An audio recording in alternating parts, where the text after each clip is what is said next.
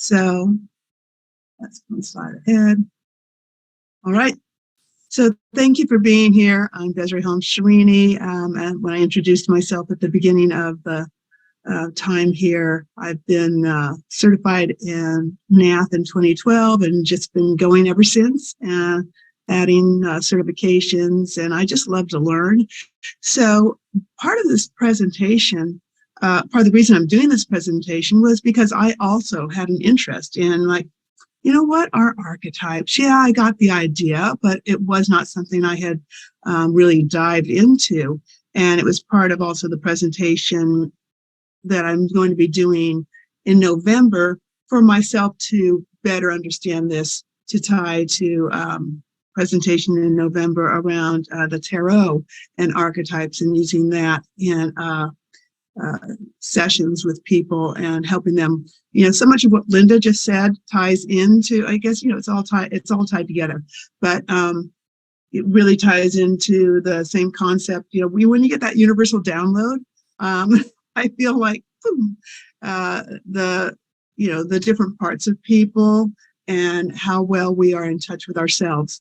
And so I thought, okay, you know, we hear the word archetype often, and it's like, okay, sure, but what is an archetype? And I was just talking to someone yesterday, and they said, what are you doing this weekend? And I said, oh, well, I'm giving a presentation on archetypes. And they said, what is an archetype? And I went, well, it's kind of, and even though I had just already done this slideshow and done all this work, it was kind of hard to say, well, it's an example or a typification. So I pulled up, you know, out of the, you know, just looking up definition for archetype, a very typical example of a certain person or thing. The archetype of faith is Abraham, or the book is a perfect archetype of the genre. It's an original that's been imitated. Similar words that I think help a lot. Typification, a type, a prototype, a representative, a stereotype, original, a pattern, a model, a standard, a mold, embodiment, exemplar, essence, quintessence, textbook example, paradigm, ideal, or idea. It's a recurrent symbol or motif in literature, art, or mythology, and mythological archetypes of good and evil. So I thought, okay, that's a good start. What's an archetype? Now, the word archetype, sorry, I have to adjust my screen so I can see this myself, is an original pattern from which copies are made. That was first entered into English usage in the 1540s. Now, I found a lot of resources that said that Carl Jung made up the word. And I said, oh, I don't know about that. So it actually derives from the Latin noun archetypum, Latinization of the Greek noun, and I won't even try to, archetypon, whose adjective form is archetypos. Okay, just getting now kind of down the weeds, but which means first molded, which is a compound of beginning, origin, and also which can mean, amongst other things, pattern, model, or type. It thus referred to the beginning or origin of the pattern, model, or type. Now, Carl Jung first used the term archetype in 1919.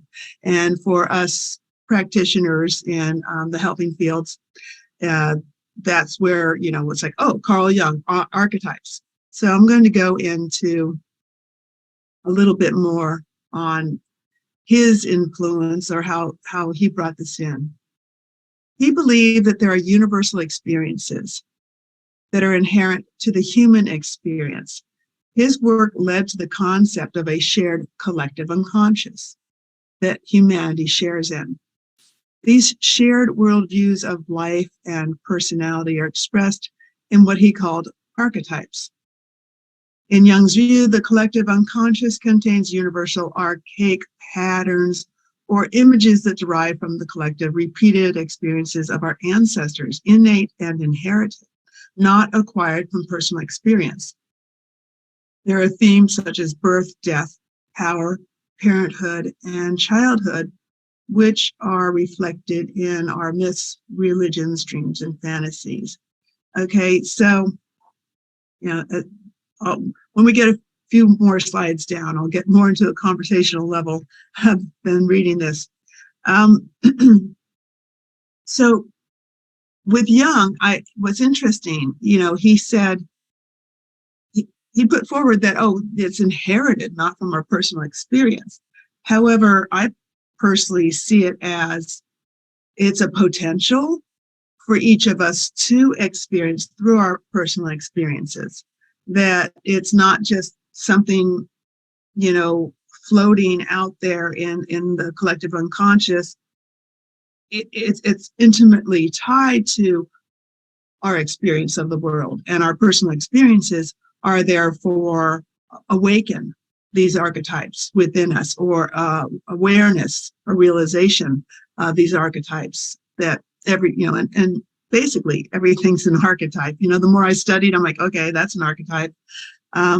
He had 4 primary and 12, and again, this is, if you have to categorize things, right, it helps to sort and better reflect on things. So he organized 4 primary types and then 12 more that are more particular.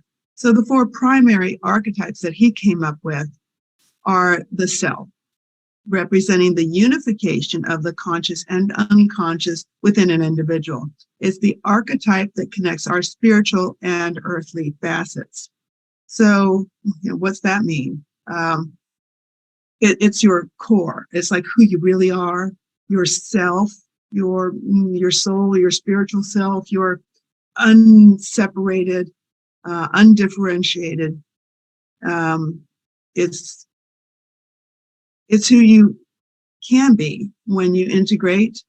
The shadow encompasses the part of ourselves that we choose to repress or deny. The anima or animus is he separated into those 2 words because of the gender identification. The anima in men and animus in women represent the feminine and masculine aspects within us, respectively. They symbolize the true self versus societal expectations about gender roles. And I think that's pretty interesting with current things, current thoughts and expressions that people are sharing today. I'm surprised nobody's quoting Carl Jung in support of, certain trends. But I would also say the anima, animus, and he specifies in men, in women. I think that whole line could be gone and just, explored as the feminine and masculine aspects within us, because we each have feminine and masculine, but that's kind of going off on a rabbit hole. But as we go further into these different archetypes, you'll see that some are more masculine roles, traditionally, more associated with masculine behavior, and some are more associated with feminine behavior. And we talk about the feminine divine, for example, the Mother Earth, or then there's Superman, right? But we got Superwoman, but she's not Superwoman based on her feminine aspects. She's Superwoman, woman usually based on more of her masculine aspects, and we'll get to those. And then there's the persona, is the mask we present to the world. It's how we choose to be seen. Now, the more integrated, or I would say maybe not more integrated, but more authentic a person is, that the more authentic you are, the closer yourself is to your persona. You're not presenting something completely different out to the public than who you truly are. And I think that's really, just for thought. It's like, but we all have these different parts, and I'm going to get to that too, that are appropriate in different roles. Wearing, it's just like you're going to wear your bikini to the beach, but you're not going to wear your bikini to the office, right?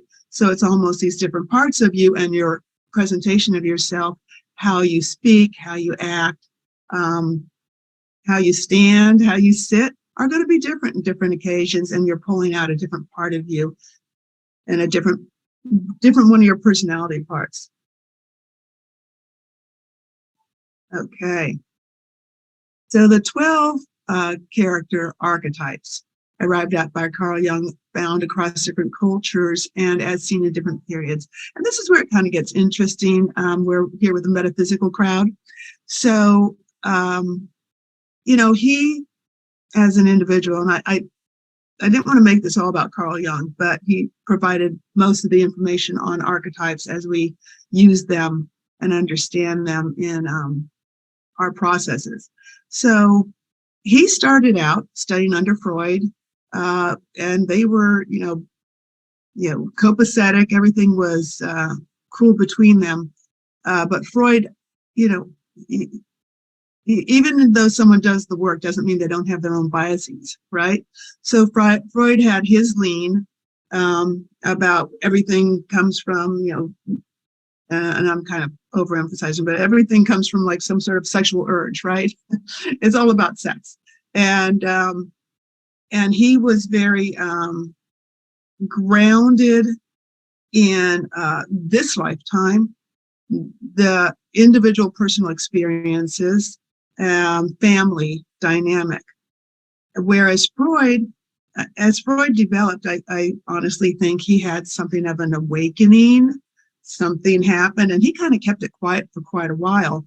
And he would write and have dreams and do all sorts of things that he kind of didn't share until eventually, when he did, this is how we most know him, is when he did share that metaphysical side. And the exploring and this, aha of like, wait a minute, this is not unique to me or to my clients. This, a lot of these experiences of life or personality have been shared throughout human history.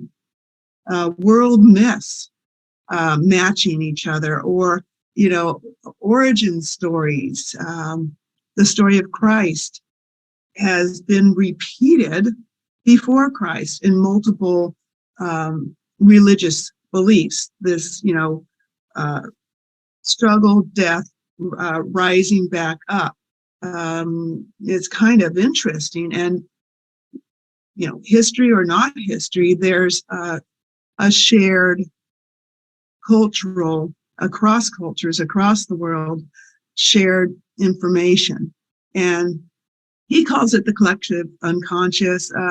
Some part of that, or perhaps even another word for that, a lot of us use, is the Akashic records, that there's information that we all have that we can all share. And I think the better we understand it, the better we are even just like, that's interesting, aware that these are repeated patterns that we can somewhat categorize and better know ourselves, better understand our clients, and better understand the influence of culture, society, and what's happening in our world and our responses to it. Especially if we think of our clients, like what's going on with you, that there are archetypal events and archetypal personalities that we all share and that we all interact with, and they're influenced by our world and our history. So I thought it was interesting in the previous slide where he kind of goes into, the idea that it's inherited. So many people have heard of, and I thought when I first heard it, I'm like, I don't know about that. How many, like, don't most of us, so many of us kind of hear something, we're like, that's crazy. But then the more you learn it, you're like, oh, that makes sense. Or you hear many sources for it, like, okay, maybe there's something to that. And the idea that we might inherit trauma, ancestral trauma. And I'm thinking, wow, through our DNA, And now there have been studies done that show that DNA, I think there was a study, and I can't really, pull it out of my hat, but I remember particularly hearing about a study on Holocaust, the grandchildren or children of Holocaust survivors, and a DNA marker that was shifted based, from that was different from those who were did not have Holocaust surviving grandparents or parents, and that there was somehow an effect on the DNA.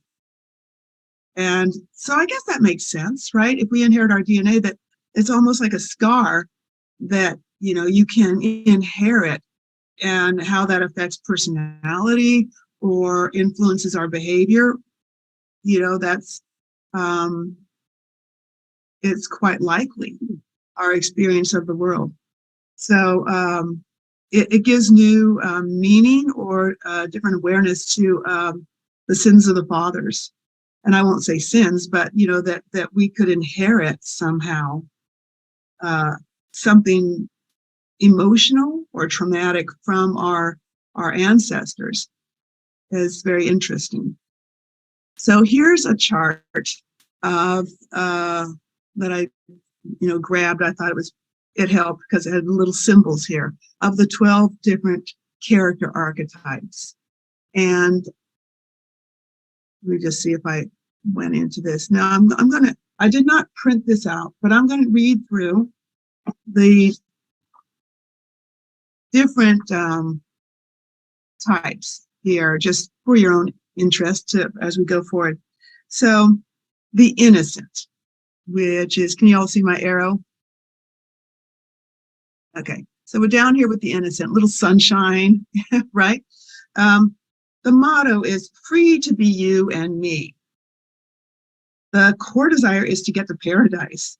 The goal is to be happy, and I borrowed this off of a website, so this is not my translation. The greatest fear is to be punished for doing something bad or wrong. Strategy is to do things right.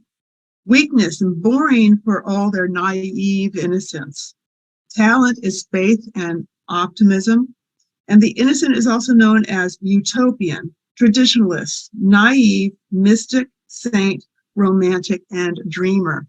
Okay, so as we're going through information on the titles that Jung gave his archetypes here, just know that not so much before him, that since him, there have been many, many, many people who have come up with types, okay?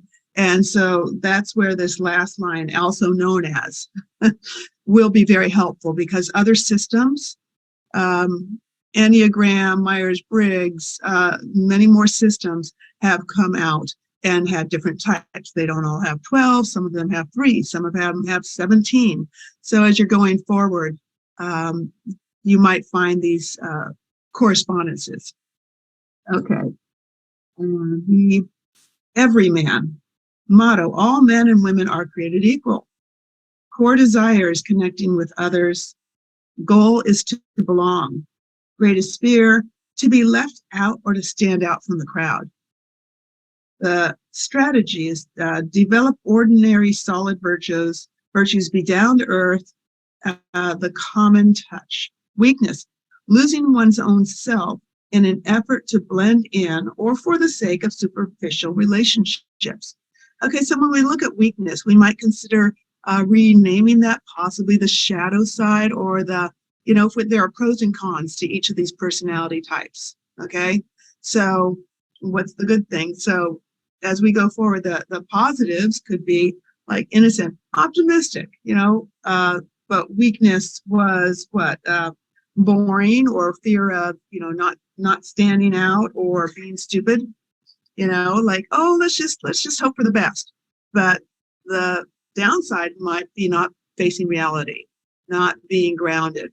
Okay, so the everyman, back to that, is losing oneself in an effort to blend in. Okay, and that's contrary to fear of being left out, right? So there's that, like, well, I want to blend in, but I don't want to be left out. Don't want to lose myself. Talent, realism, empathy, and lack of pretense. He's also known as the good old boy, regular guy or girl, the guy next door, the lady next door, the realist, the working stiff, the solid citizen, the good neighbor, the silent majority. Okay, next we have the hero. So we got the everyman. We're popping up here over here. The hero. The motto is where there's a will, there's a way. Core desire to prove one's worth through courageous acts. The goal, expert mastery in a way that improves the world. Greatest fear or weakness and vulnerability and being a chicken. Strategy to be as strong and competent as possible. Weakness is arrogance, always needing another battle to fight. Talent, competence, and courage. The hero, also known as the warrior, crusader, the rescuer, superhero, the soldier, dragon slayer, the winner, and the team player. Or I would probably say team leader, right? But team player, like, come on, we can do this. I picture those war movies where there's they're all in the pit and the one guy picks up his gun. He says, let's go, and leads the stragglers to success or worse. Okay, we have the caregiver. The motto is love your neighbor as yourself. Core desire to protect and care for others. Goal to help others. Greatest fear, selfishness and ingratitude. Strategy, doing things for others. Weakness, martyrdom and being exploited. Talent, compassion, generosity. The caregiver is also known as the saint, altruistic, parent, helper, and supporter. The explorer, motto is don't fence me in. Core desire, the freedom to find out who you are through exploring the world. Goal, to experience a better, more authentic, more fulfilling life. Biggest fear, getting trapped. Conformity and inner emptiness. Strategy, journey, seeking out and experiencing new things and escape from boredom.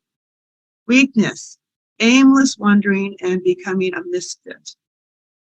Talent, autonomy, ambition, being true to one's soul. And the explorer is also known as the seeker, iconoclast, wanderer, individualist, and pilgrim. Then we have the rebel. The motto is rules are made to be broken. Core desire, revenge or revolution. Goal, to overturn what isn't working. Greatest fear, to be powerless or ineffectual. Strategy, disrupt, destroy, or shock. Weakness, crossing over to the dark side, going, criminal activity.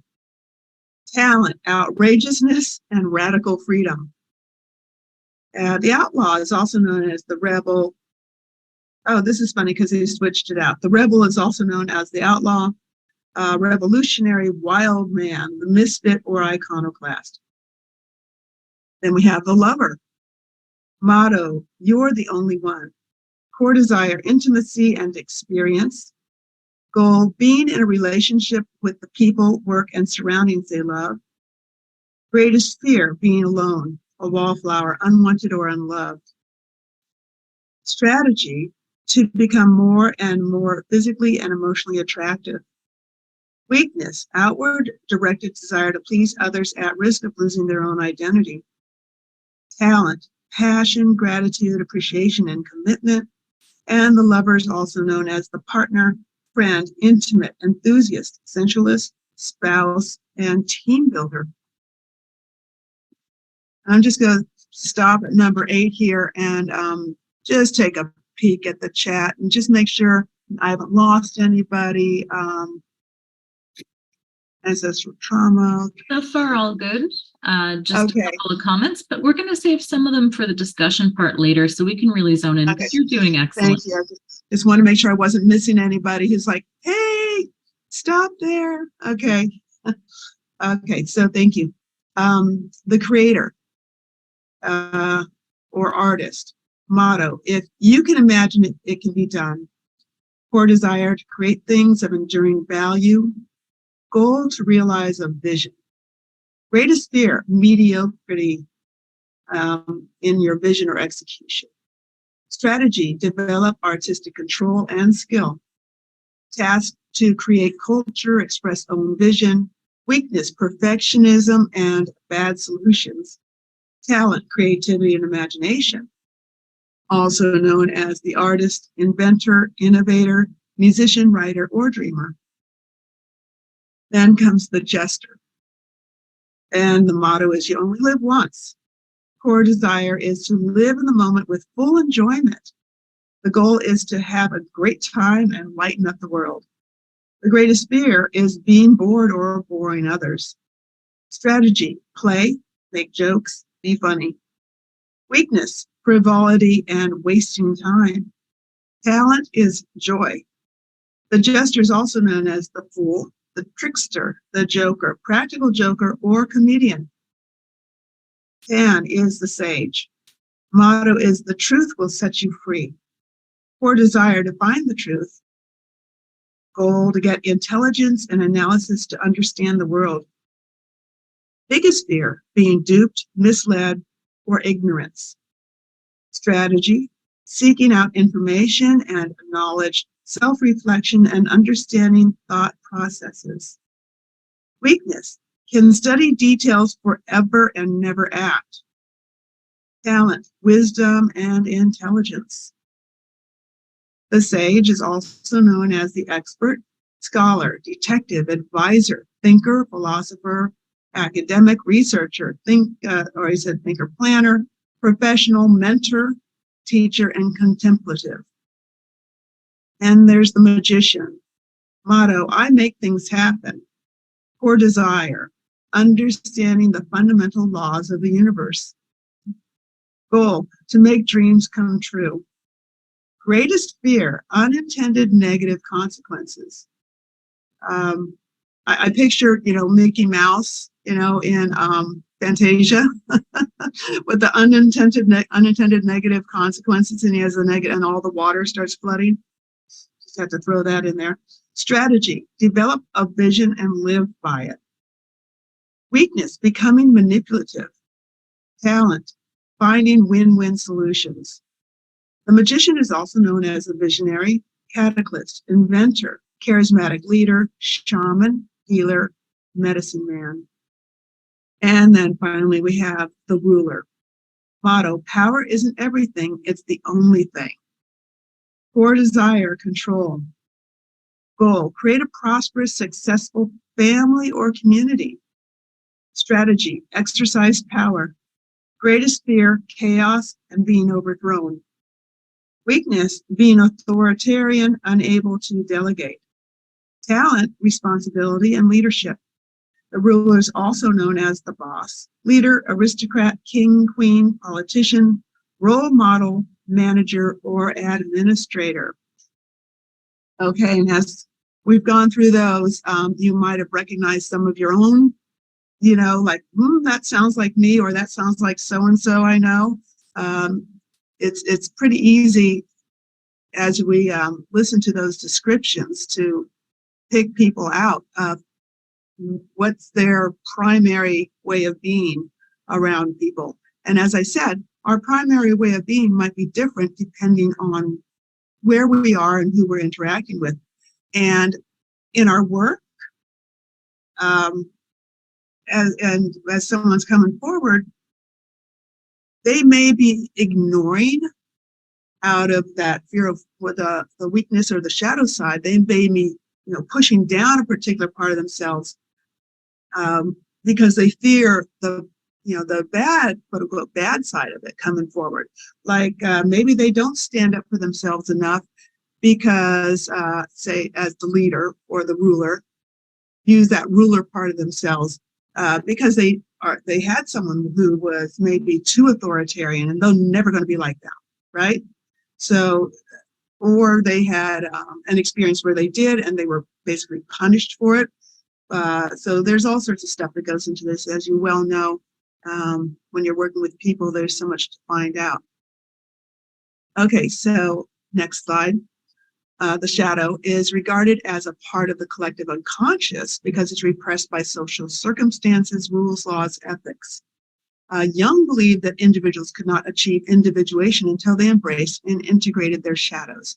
So when we hear about shadow or the shadow side, and this could be a whole nother talk, right? We tend to think, oh, that's bad. Oh, shadows are scary. But when you're exploring the idea of the archetype, the shadow side of the archetype, the weakness side, is just, it's the good gone bad, right? I personally think of people in politics, that so many people go into politics, really they want to save the world. And then they get in with the den of thieves and they realize they can't do anything unless they make some deals, right? And don't we hear about that when we hear, like, the news, oh, well, they're on this committee and that committee, and the only thing to get done is to put your bridge in this thing if you'll put my bridge in your thing, and they start to kind of sell their soul in order to get what they wanted to do.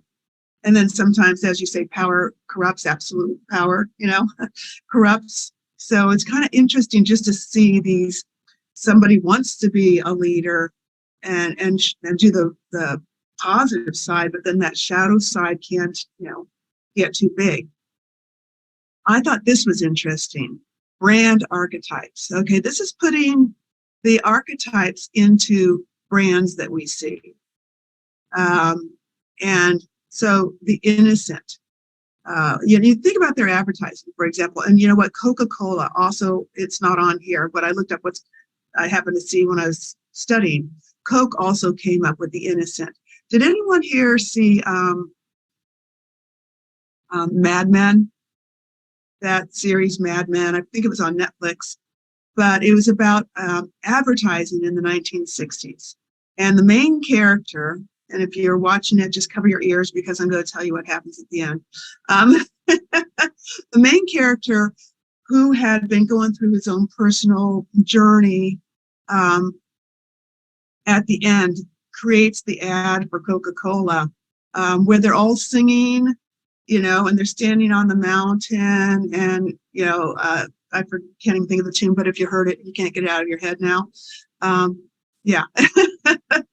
It's the real thing. That's the way it should be, and it's almost like, those things where people are holding the candle up sort of image. Everyone's standing out on a beautiful mountain in California just with their Coke can in the air. And that fell under the innocent, right? Dove, oh, so pure and clean. McDonald's, just happy place, happy meal. So it's really interesting to kind of look at, the North Face and Jeep for the Explorer, or, the Outlaw, and, Harley Davidson, of course. So I thought this was interesting. And after, that description of the lover, right, we can see Chanel, that it's sort of like a femme fatale, or, I would think any plastic surgery clinic would go under there too. And so much about the outward face, and about the way to be acknowledged in the world is to draw people in with your, looks, beauty, and the way you dress, or the way you smell, right? So I just thought this was an interesting slide. All right, moving on. Oh, wait, we just did that one. Sorry, let me just move down here a little bit. Now, here's the fun part. Examples of archetypes are indeed everywhere. Movies, books, legends, myths, and everyday life. So, pictured here, there's the mother, the father, the child. We talk about inner child work.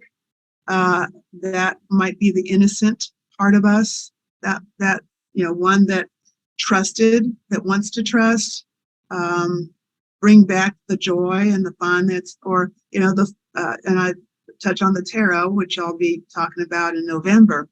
The Fool there's this fool's journey. I'm going to have a slide on that a little bit later too. Hera and Zeus, superheroes, Dudley Do-Right, right? Can't leave him out. The characters in Harry Potter.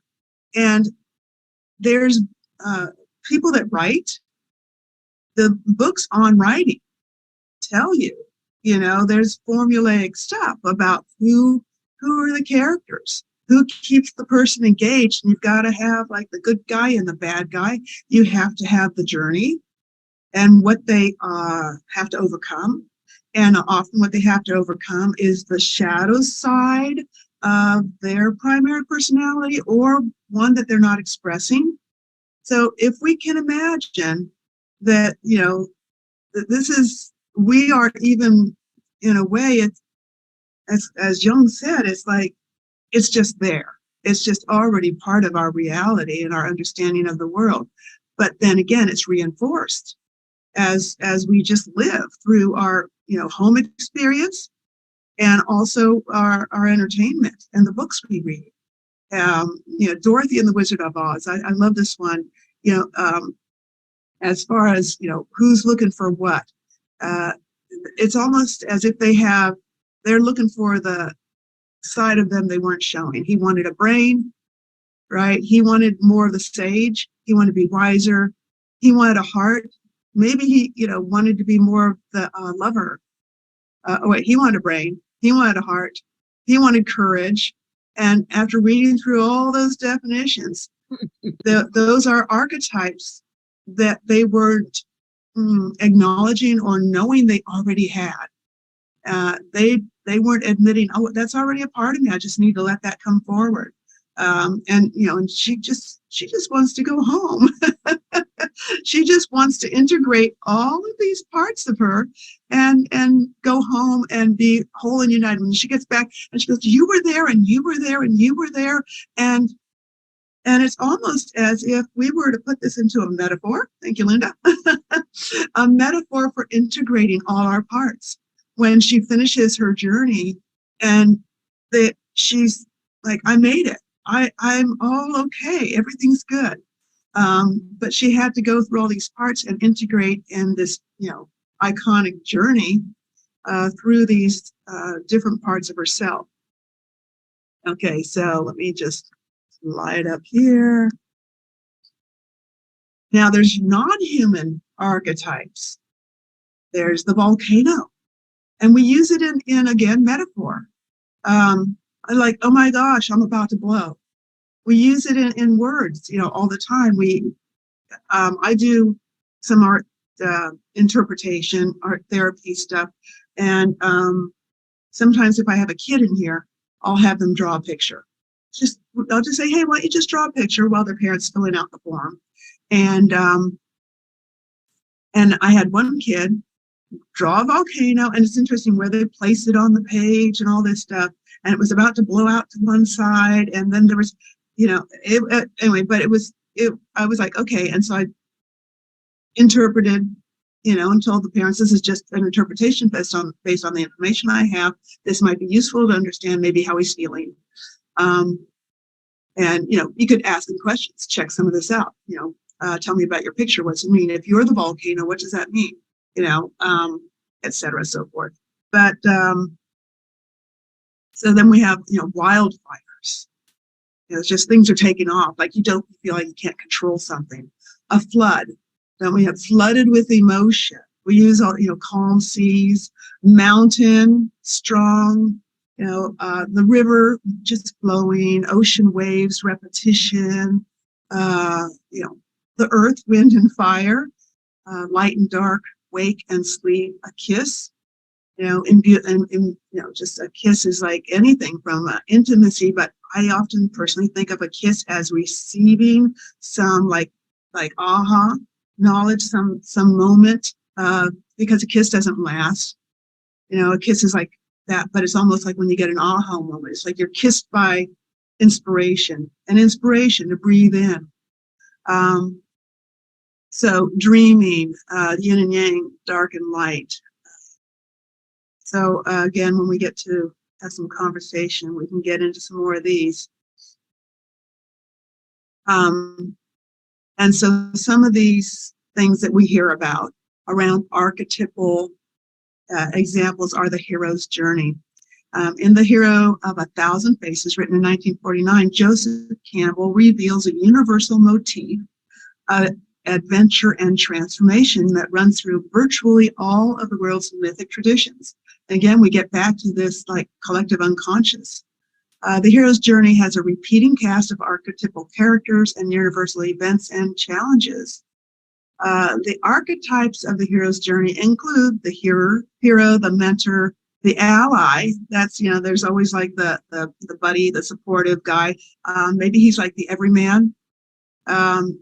The herald, somebody who's there to warn you. That would be sort of like the mentor. The trickster, shapeshifter. I love the shapeshifter. When I checked that one out when I was, Googling through stuff.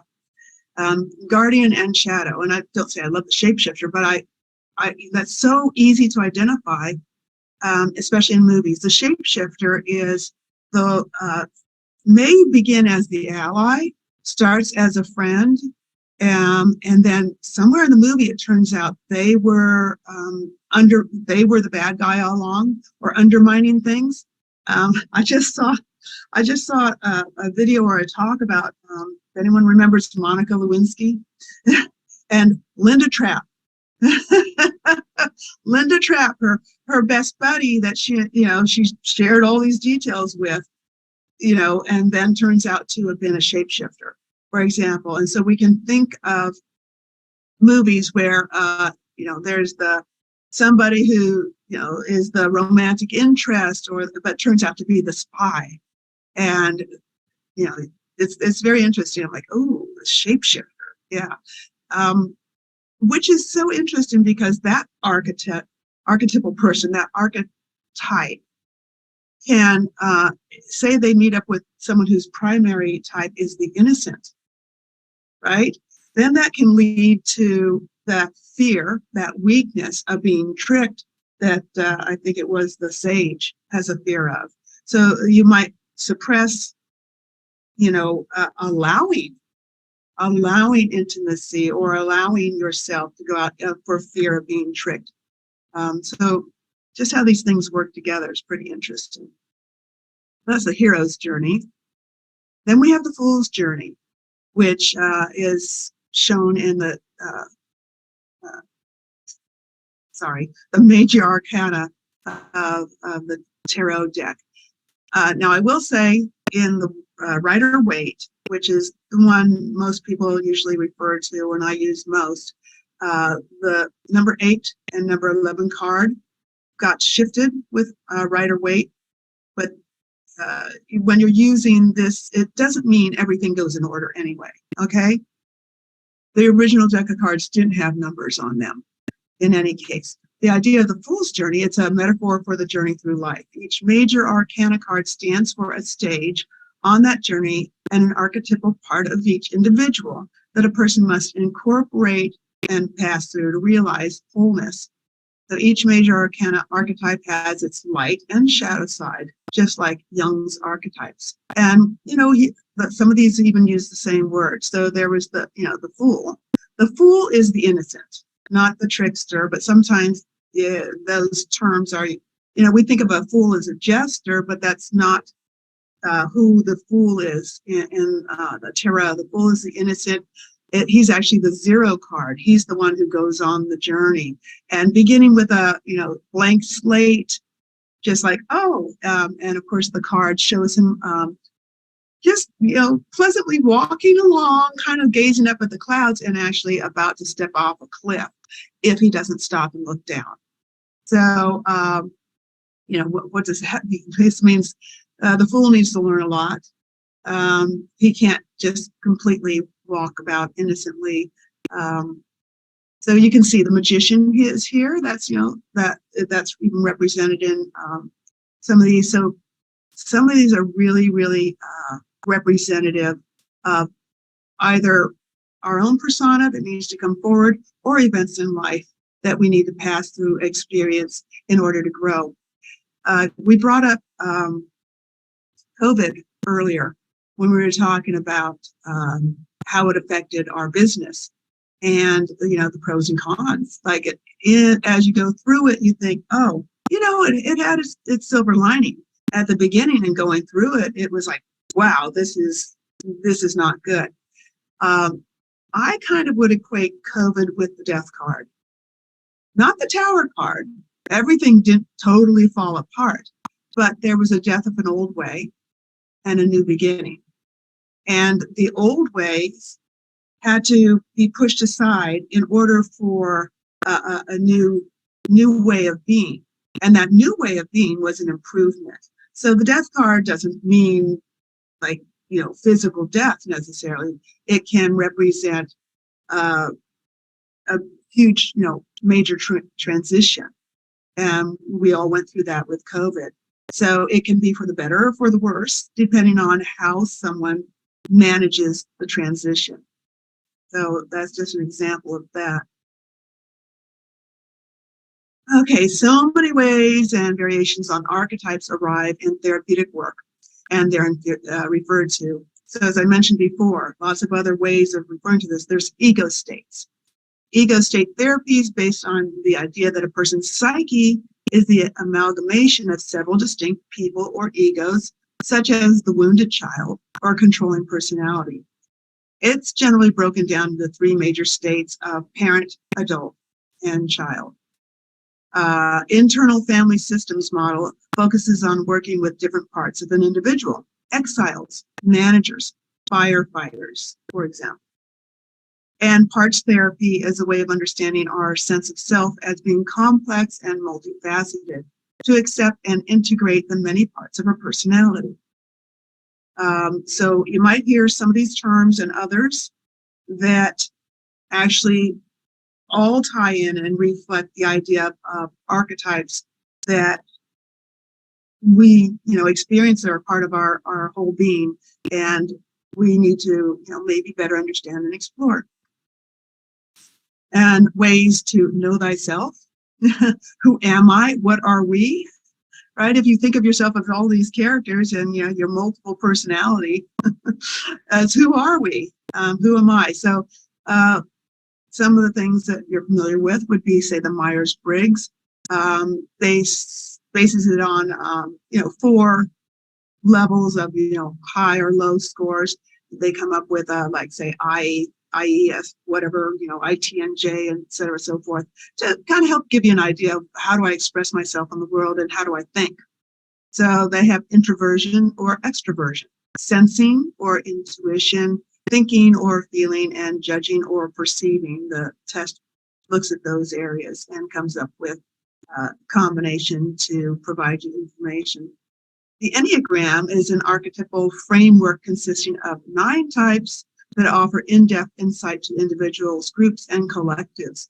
It consists of 3 centers of intelligence, 9 Enneagram types, wings, 27 subtypes, and more. And there are tests out there you can get, and I have a list with some links that I'll put in the chat. Zodiacal signs. There's astrology, the 12 signs of the zodiac. Each exhibit their own personality. There's numerology. Personality numbers can indicate how you present yourself and how others perceive you. And there are so much more. Palmistry, face reading, iridology, blood type. There's even personality types on blood type, ancestry, phrenology. And I'm sure as we're, you're probably coming up with some you either use or even have been exposed to yourself. So lastly, here's a few personality tests to try. Let me see if it'll let me click and copy and put these into the chat for you. Copy, there we go. And I'll pop those in the chat if you want to grab them. I didn't try out that first one. I just, tried to play around to see if I can find some that were free and didn't ask for your email, because I always hate that when you end up on a new email chain.